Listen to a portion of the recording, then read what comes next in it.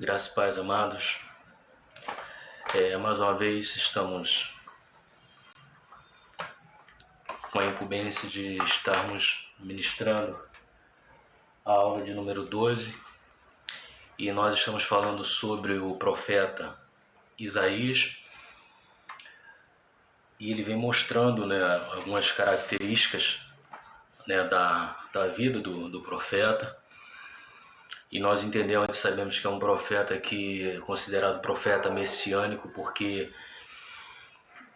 ministrou, ele profetizou acerca da vinda do Senhor Jesus. E nessa lição de número 12, nós estaremos falando sobre o servo do Senhor. E é muito importante nós lembrarmos que Isaías foi um homem que tinha um parentesco com o rei, mas quando esse rei veio a falecer, a Bíblia diz que a partir do capítulo 6, se eu não me engano, diz que no ano em que morreu o rei Uzias, eu vi o Senhor assentado no alto e sublime trono. E aí a história de Isaías começa a se desenvolver, ele com o Senhor, ele na dispensação, da graça do Senhor, onde ele pede a Deus que os seus lábios sejam purificados, e assim o Senhor trabalha na vida de Isaías de uma forma assim extraordinária. Mas uma coisa interessante que antes de nós falarmos, adentrarmos nessa lição, que é de número 12, que vem falando acerca do servo do Senhor, eu queria que se deu através de uma longa data, e nós entendemos que os profetas maiores, desde Isaías,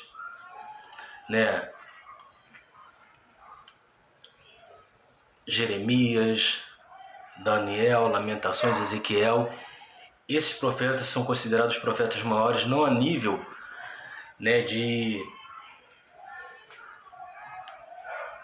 de terem mais, vamos dizer assim, mais unção que os profetas menores, mas eram considerados profetas maiores porque a sua palavra atingiu um nível maior territorial, e eles profetizaram não só acerca do povo de Israel, mas acerca de outras demais nações. E dentre elas eu queria dar aqui uma pincelada rápida, vem falando sobre o Império Babilônico, porque o Império Babilônico ele tinha uma estratégia política muito interessante. O Império Babilônico, a estratégia política desse império não era exterminar, não era dizimar de total as nações conquistadas. E nós vamos ver na história da Bíblia, nós vamos ver até nos livros dos reis, nós vamos ver no livro a história conquistando a cerca, quando o Império Assírio e o Império Babilônico conquistaram Jerusalém. E a estratégia política desse império era, quando eles conquistavam uma nação, eles só deixavam as pessoas ali, as pessoas aleijadas, as pessoas pobres, as pessoas que não tinham nenhuma condição nem de ser escravo em outra nação. E eles deixavam destruir tudo. E o interessante é que eles levavam um povo da realeza para serem convertido na sua política, aos seus deuses, na sua forma de agir, na sua cultura. E nós vamos ver aí a história de Daniel, e os três amigos dele, Sadraque, Mesaque e Abednego, coisa interessante, quando eles também são deportados, são levados para lá, para a Babilônia, e lá nesse império, eles são tratados, o próprio rei manda que eles sejam tratados assim, de uma forma muito especial, porque levando as pessoas da realeza, não tinha como o povo que estava sendo escravizado querer até mesmo se motinarem, se rebelarem, porque eles viam que os próprios da realeza estavam convertidos ao Império Babilônico. E seria uma forma também mais fácil deles conseguirem catequizar todo esse povo, fazendo com que eles também fizessem parte da sua cultura, adorassem os seus deuses, porque a outra também estratégia do Império Babilônico era tirar a identidade do povo. Porque se eu consigo converter né, um povo a adorar os meus reis e a praticar as minhas culturas, eu faço com que esse povo ele esqueça o rei que ele adore, né, as suas culturas, e seja melhor convertido. E uma coisa interessante que nós vamos observar, que nessa situação, né, o que se passava na cabeça agora desses povos que foram conquistados, que estavam escravizados. Uma coisa interessante que os profetas, quando profetizavam, dentre eles até o próprio Jeremias, eles eram maltratados, né? Eles eram tolhidos pelo seu próprio povo. Por quê? Na cabeça do povo, né, eles não queriam aceitar a mensagem. Por que não aceitar essa mensagem? Porque era difícil o povo entender como que eu adoro um Deus vivo, um Deus que é acima de todos os deuses e que agora foi, né, destruído, né? O povo foi destruído, está sendo escravizado por um rei ou por deuses que não são o Deus verdadeiro. Então, que Deus verdadeiro é esse que faz com que um povo se torne escravo? Mas uma coisa interessante é que o povo se tornou escravo, porque desde lá de trás, até no próprio livro de Deuteronômio, Deus, quando ele começa a dar ali os mandamentos, os estatutos para o povo, ele vai dizendo que se o povo se voltasse, adorasse outros deuses, outras nações, eles com certeza iriam para o cativeiro, e assim Deus permitiu. A sentença foi lavrada, e por mais que ocorresse um período de paz, um período de tranquilidade, mas a sentença que o Senhor determinou iria acontecer, porque o povo se revoltava e se rebelava facilmente contra o seu próprio Deus, esquecendo assim os seus estatutos e os seus mandamentos. E aí é uma coisa interessante que nessa lição agora vem tratando acerca do servo do Senhor. E nós temos aqui como alvo da nossa lição, né, saber, compreender que o plano de Deus transcende o pensamento humano, sentir-se totalmente envolvido pelo amor divino e agir, proclamar a todos o grande amor do Senhor. Esse é o objetivo, né, da nossa lição, que está baseada no livro de Isaías, capítulo 42, do 1 ao 7, do 49, do 1 ao 9 e do 50, do 4 ao 11. Né? E uma coisa interessante que eu quero trazer, né, que eu quero, né, compartilhar aqui com você, é a questão de o servo. Né?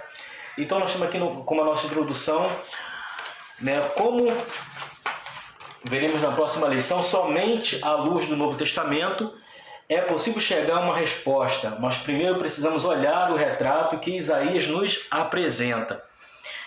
E qual o retrato, né, que Isaías vai nos apresentar, né, aqui na nossa lição?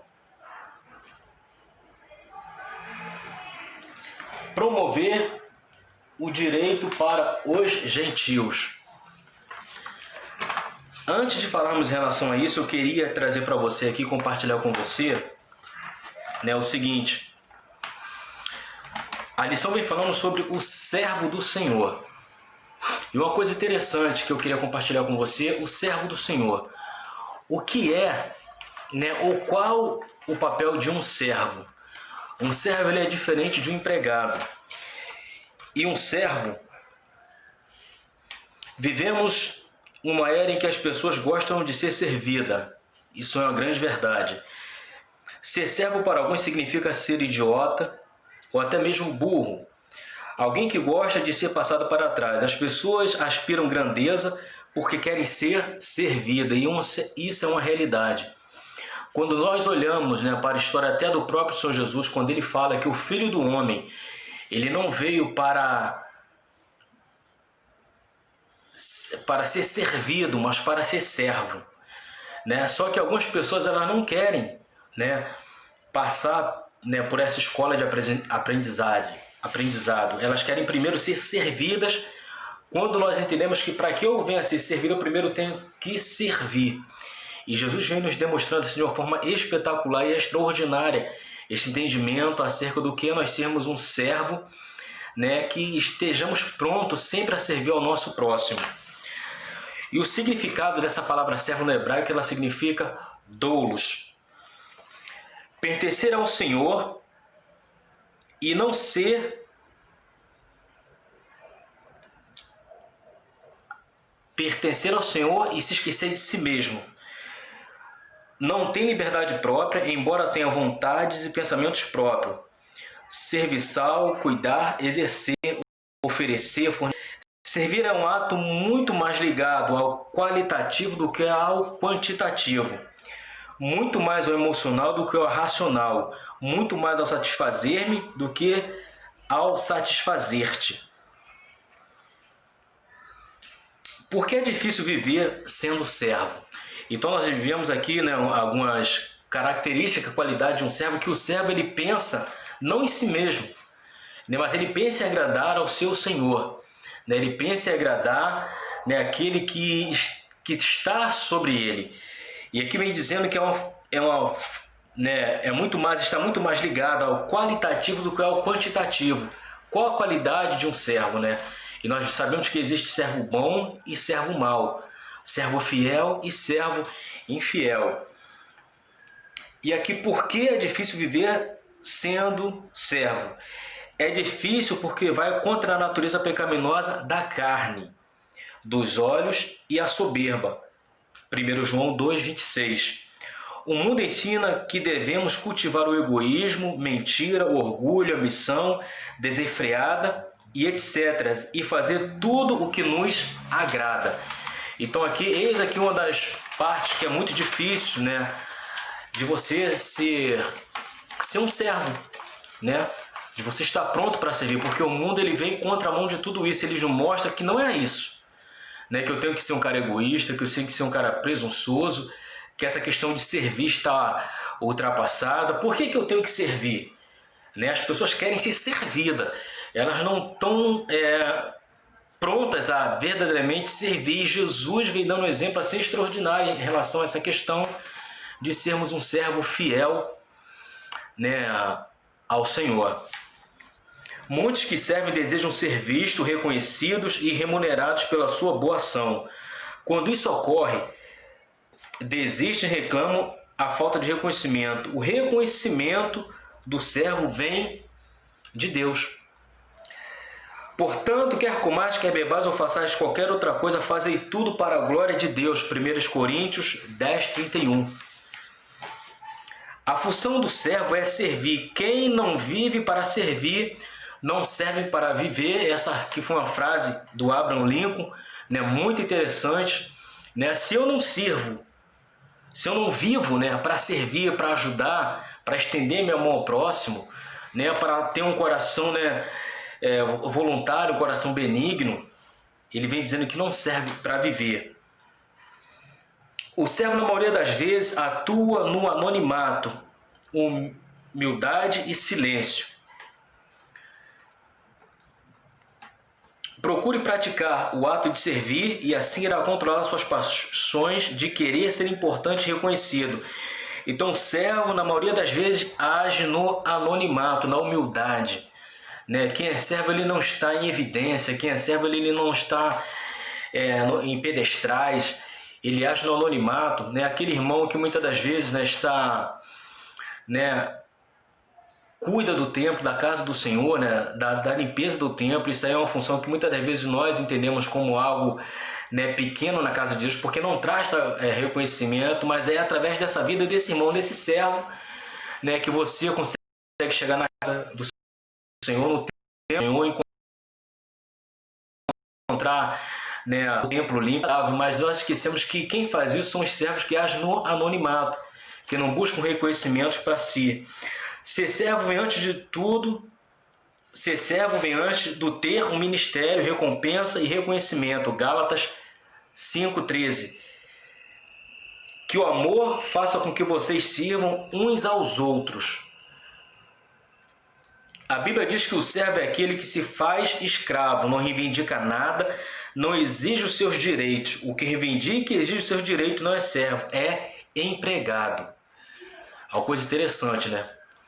Algumas pessoas querem reivindicar, né, suas posições, querem reivindicar, né, o seu trabalho, mas aqui vem dizendo, né, que é interessante nós entendermos isso, que o servo, né, ele vem ele não se preocupa, né? Ele não quer ser reconhecido, não quer seus direitos. Podemos servir com um sorriso, um abraço, uma palavra, atenção, alguém, carona, etc. Porque sendo livre de todos, firme escravo de todos, a fim de ganhar o maior número possível. 1 Coríntios 9, 19, aqui vem dizendo sobre a história do apóstolo Paulo, que quando nós olhamos para a história desse homem, nós vemos um homem que tinha, né, todo o conhecimento, um vasto conhecimento, falava várias línguas, um homem que com certeza seria um dos principais, né, da sinagoga, pela formação que ele tinha em termos de conhecimento, de ciência. Mas nós vemos que tudo isso ele deixou de lado, porque quando ele teve entendimento do que era servir ao Senhor, ele mesmo vai dizer que ele considerou tudo isso como esterco, porque agora ele tinha uma nova mentalidade, um novo conhecimento, né, uma nova mente acerca do reino de Deus. E era um homem que tinha tudo para deslanchar na sua vida, mas ele deixou tudo de lado porque ele queria servir ao Senhor de uma forma assim extraordinária. Se você almeja alguma posição como cristão, torne-se primeiro um servo.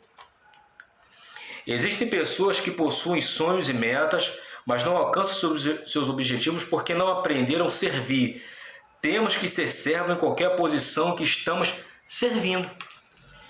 Né? Qualquer posição que você estiver servindo, né?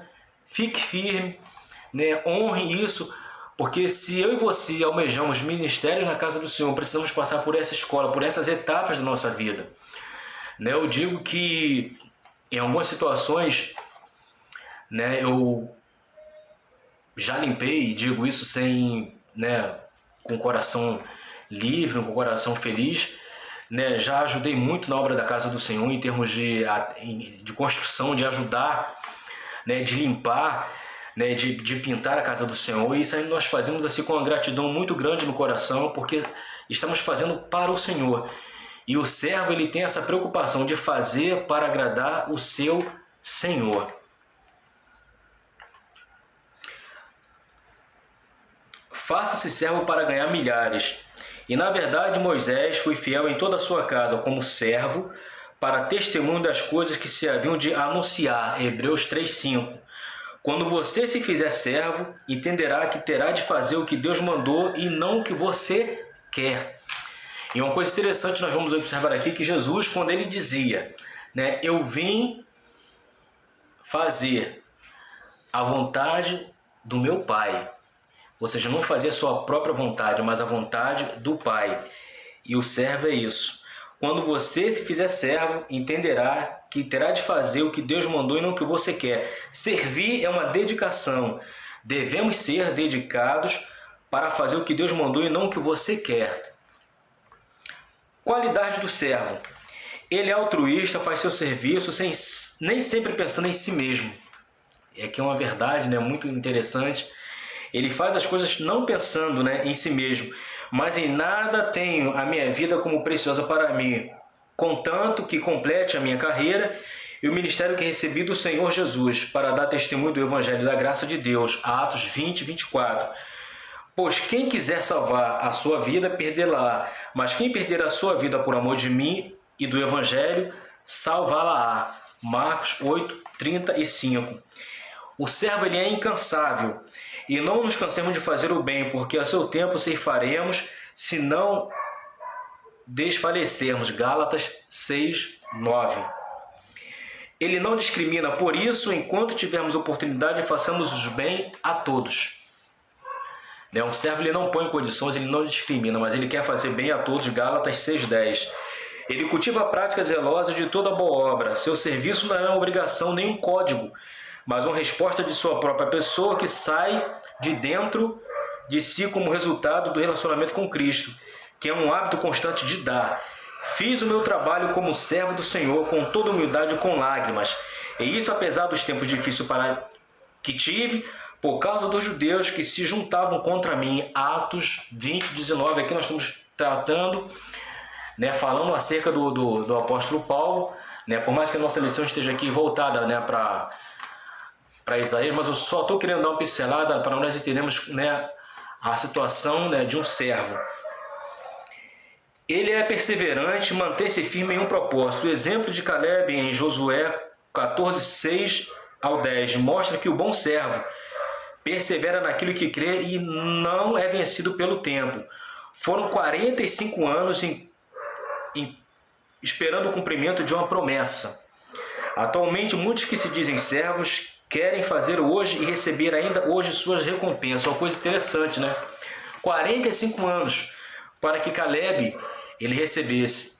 Ele vai falar, Josué, hoje eu já estou com 85 anos, né?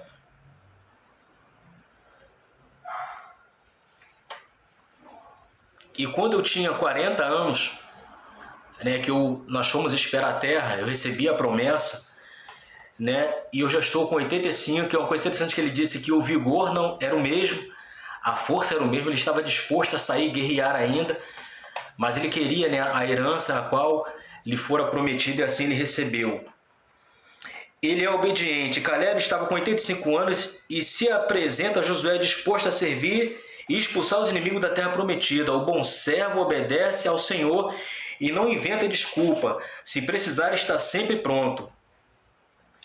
Se alguém afirma crer em algo e não viver de acordo com esta crença, é desonesto e mentiroso. Dizemos que estamos prontos para servir, mas ignoramos os apelos do Senhor. E é uma grande verdade, né? Nós dizemos que estamos prontos, mas quando realmente o Senhor precisa e nos chama, nós começamos a dar desculpas, né? Começamos a querer se esquivar, mas que essa lição venha trazer e venha despertar no nosso coração o desejo, né? E a satisfação de realmente nos portarmos como servo, né? Na casa do nosso Deus. Aí eu queria aqui deixar uma resposta. Qual é o teu coração, servo ou senhor? Uma pergunta. Qual é o seu coração? O seu coração é de um servo ou o seu coração é de senhor? No reino de Deus, para ser senhor, tem que ser primeiro ser servo. Filipenses 1:29. Pois ele tem dado a vocês o privilégio de servir a Cristo, não somente crendo nele, mas também sofrendo por ele. Sofrendo por ele. Tiago e João agiram como a maioria das pessoas que se propõem servir. Eles queriam reconhecimento. Quando o Senhor sentar-se ao trono no seu reino glorioso, deixe que um de nós se assente à sua direita e outro à sua esquerda. Marcos 10:38. Eles estavam dispostos a pagar um alto preço, renúncia, beber o cálice e serem batizados como Jesus. Muitas pessoas se sujeitam às diretrizes de uma determinada igreja, fazem qualquer coisa, desde que tenham garantia que será recompensada. Será que eles estavam dispostos, né, a beber o cálice, a passar por todo o sofrimento que Jesus passou?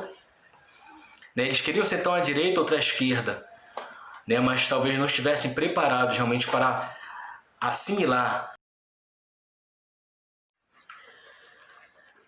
O primeiro tópico fala sobre a missão, né, missão do servo.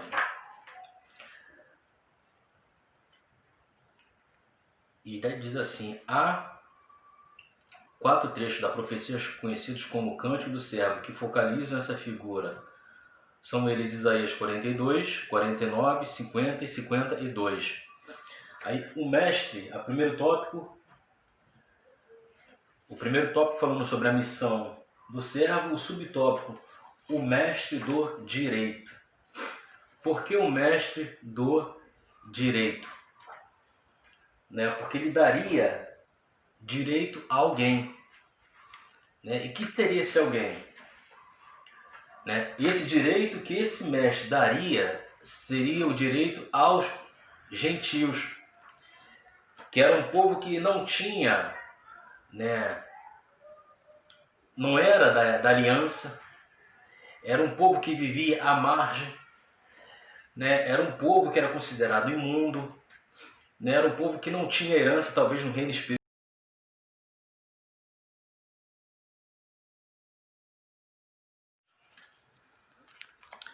O servo seria luz para os gentios. Jesus disse: eu sou a luz do mundo.